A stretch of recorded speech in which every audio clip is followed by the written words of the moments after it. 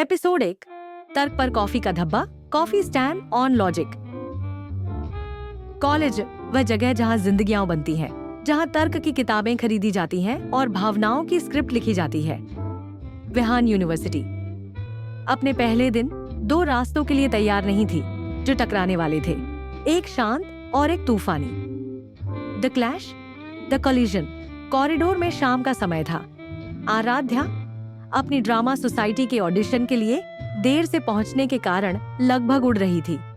उसके हाथ में एक महंगी साफ सुथरी टी शर्ट और एक हाथ से लिखी हुई स्क्रिप्ट थी। उसके चेहरे पर उत्साह और घबराहट का अजीब मिश्रण था। दूसरी ओर कबीर, बिल्कुल विपरीत, एक दुर्लभ इंजीनियरिंग फॉर्मूला बुक को छाती से लगाए हुए, माथे पर चश्मा और हाथ में एक बिल्कुल गर्म ब्लैक कॉफी का मग। वह अपनी दुनिया में खोया हुआ था, जहां सब कुछ व्यवस्थित था, गणित की तरह सटीक। कथावाचक। नियम यह है कि ब्रह्मांड संतुलन चाहता है और इस संतुलन को बिगाड़ने के लिए दोनों एक अंधे मोड़ पर जोर से टकराए। यह कोई छोटी मोटी टक्कर नहीं थी, ये विस्फोटक ही था। आराध्या लड़खड़ा गई, जबकि कबीर की दुर्लभ किताब और कॉफी का मग हवा में उछल गए। फ्लॉप। कॉफी का पूरा मग सीधे आराध्या की सफेद टी शर्ट और उसके स्क्रिप्ट के पन्नों पर गिरा। आराध्या सदमे से खड़ी हो गई। उसकी आंखें पहले अपनी बर्बाद हुई टी शर्ट को देखती हैं और फिर किबीरा उस शांत तूफान को।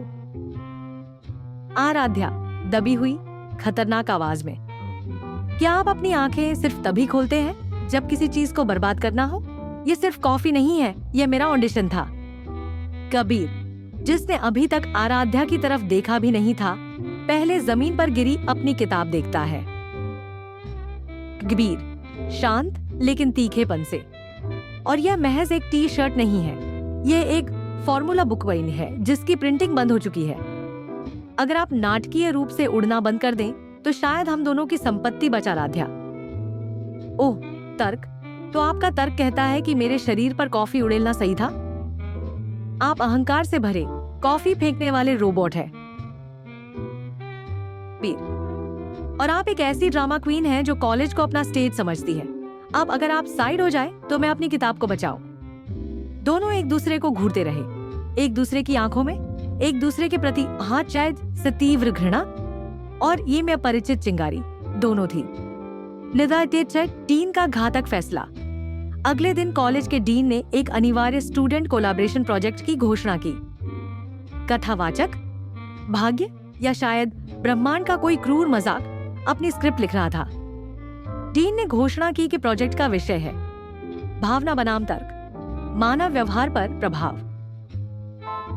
और फिर उन्होंने पार्टनर के नामों का ऐलान किया। ये इन दो बिल्कुल विपरीत दृष्टिकोणों को एक साथ लाने के लिए हमारे पार्टनर हैं। या आराध्या ड्रामा और कबीर इंजीनियरिंग। सारे हॉल में सन्नाटा छा गया। आराध्या और कबीर एक दूसरे की ओर मुड़े। उनके चेहरे पर हॉरर और डिसबिलीफ था। आराध्या और कबीर एक साथ जोर से, नहीं, मैं इसके साथ काम नहीं कर सकती। उनके बीच का तनाव अब केवल व्यक्तिगत झगड़ा नहीं था, बल्कि एक अनिवार्य सह अस्तित्व बन गया था। हॉस्टल का नया नजारा। शाम को कबीर जब हॉस्टल लौटा तो उसने देखा कि उसके कमरे के ठीक सामने का कमरा खुल रहा है। दरवाजे पर उसका नाम लिखा था, आराध्या। आराध्या भी उसे देखती है और एक गहरी सांस लेती है, जैसे किसी अप्रिय गंध को सूंघ रही हो। कथावाचक। जब भाग्य आपको एक साथ बांधना चाहता है तो वह आपको केवल पार्टनर नहीं बनाता, वह आपको बगल में पतन रखता है। दो ऐसे लोग जिनके तर्क और दिल एक दूसरे के विपरीत थे, अब उनकी दीवारों के बीच केवल एक पतली सी ईंट की परत थी। ये एक खतरनाक नजदीकी इनाप तरह की थी। कबीर बिना कुछ कहे दरवाजा बंद कर लेता है। आराध्या अपने कमरे में घुसती है और जोर से दरवाजा बंद कर देती है।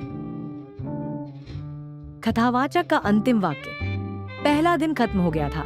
टी शर्ट पर कॉफी का धब्बा साफ हो सकता था, लेकिन उनके दिमाग में एक दूसरे की छाप अब गहरा चुकी थी और यह छाप उनके दिल के दरवाजे पर दस्तक देने वाली थी।